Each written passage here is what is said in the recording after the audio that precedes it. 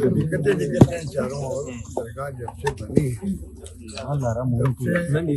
से सरकार बनते ही ऐसा कभी इतिहास में नहीं हुआ।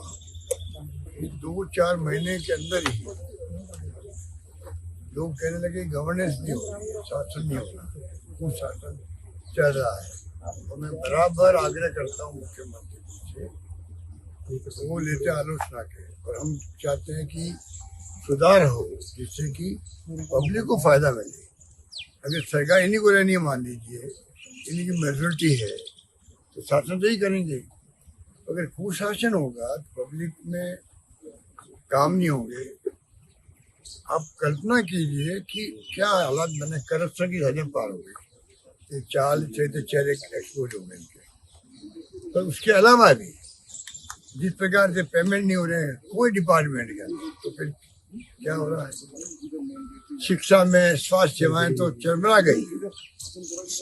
आप बताइए, जिस प्रकार से शिक्षा की स्थिति बनी है वो तो बड़ी अजीब सी बन गई है।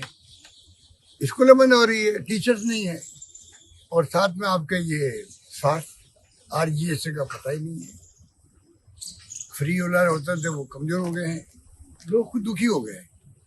तो चारों ओर से आगे शिकायतें करते हैं, जो आप अभी बात पूछ रहे थे वही उसी में आता है।